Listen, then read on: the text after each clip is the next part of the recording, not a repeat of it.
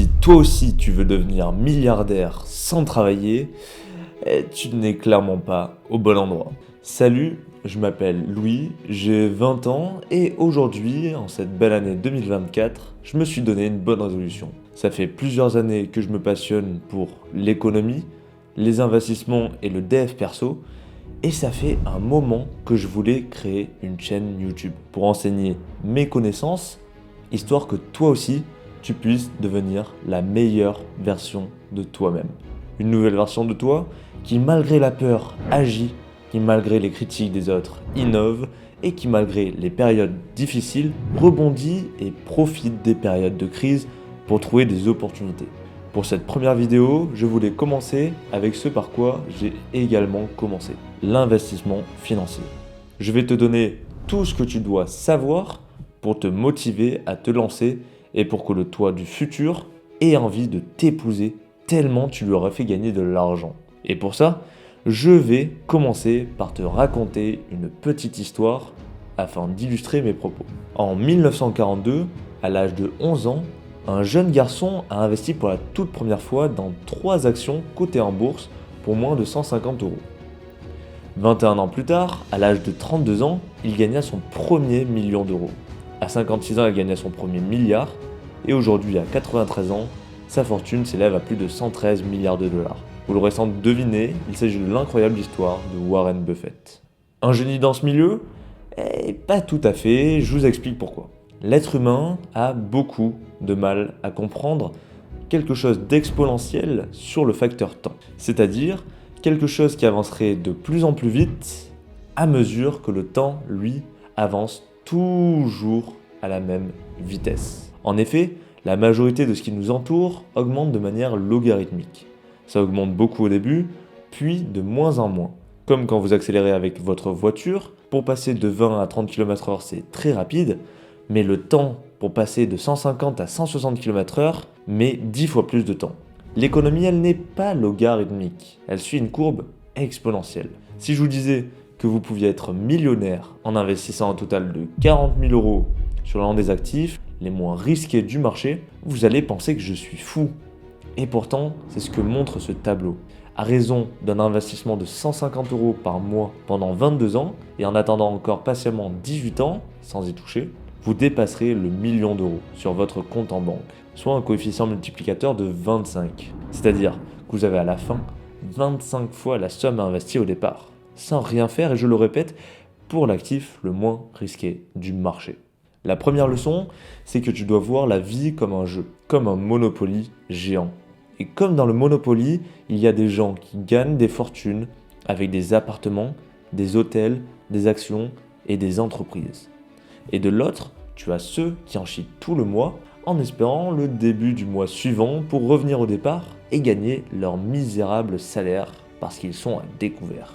En regardant la vie sous cet angle, tu te rendras compte qu'avec une action, tu peux changer radicalement le cours de ta vie. Et cette action, c'est d'investir. Si tu regardes autour de toi, tous les plus riches de ce monde investissent énormément. Ils achètent pour louer, pour revendre plus cher plus tard, pour par la suite à nouveau investir plus, etc. Jusqu'à pour certains, acheter ou créer une entreprise qui leur mettront encore plus d'argent dans les poches. Et de l'autre côté, tu as tous les autres. Ceux qui, en échange de leur temps limité, gagnent de l'argent, ceux qui, dès qu'il y a une nouvelle mode, se ruent sur les magasins, ceux qui permettent finalement aux investisseurs et aux entrepreneurs de gagner de l'argent. À ton avis, qui gagnera la partie à la fin ? Vient la deuxième leçon pour te créer une éducation financière. Et cette leçon, c'est que les riches ne travaillent pas pour l'argent. L'argent travaille pour eux. Si tu devais retenir qu'une seule chose de cette vidéo, ce serait vraiment ça. Parce que l'éducation financière consiste à ne pas travailler pour l'argent.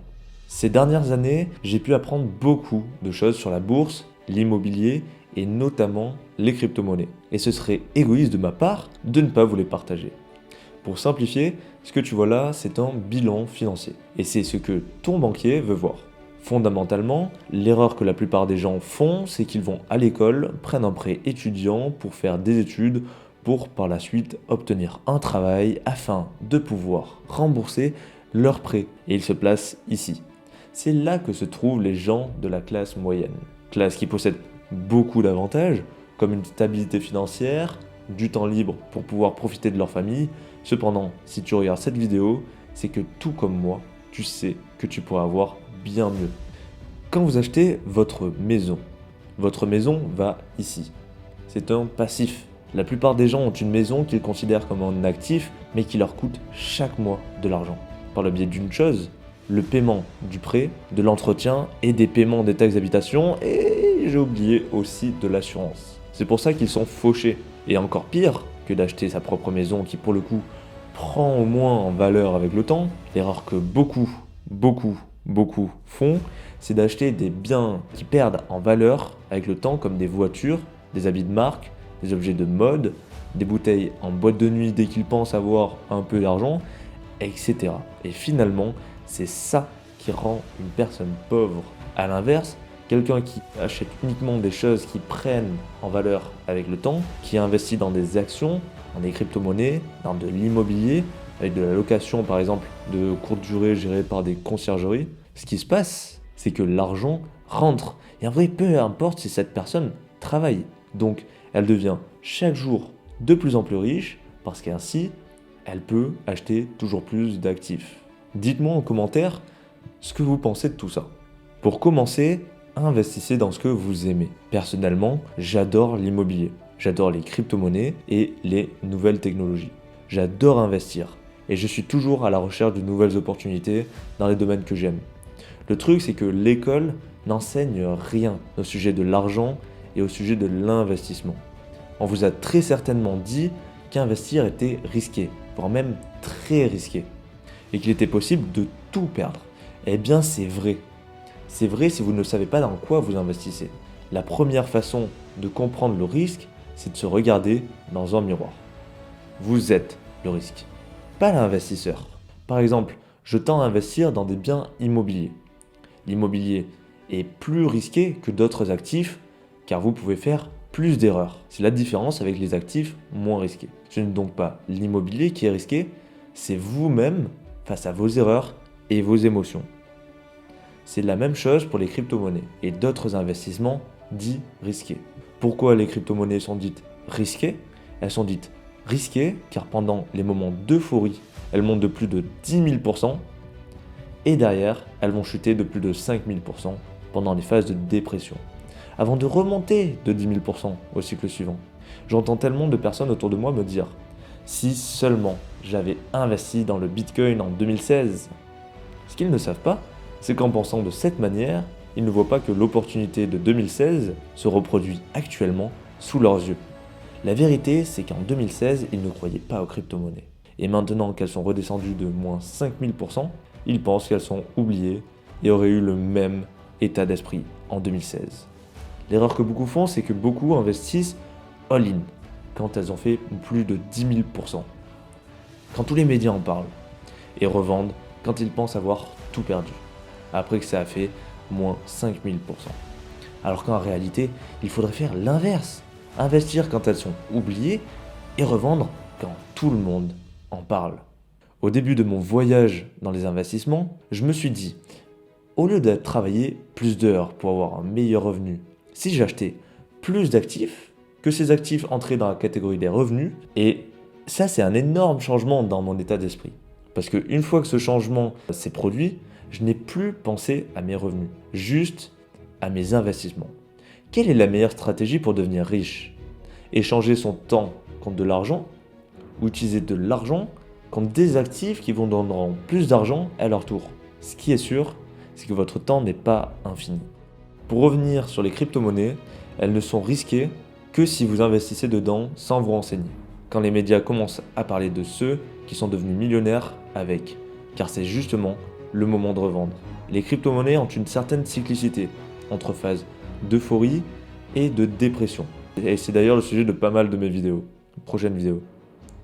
Mais vous allez me dire, pourquoi tu veux investir dans l'immobilier si tu gagnes plus avec les cryptos ? Et c'est une excellente question.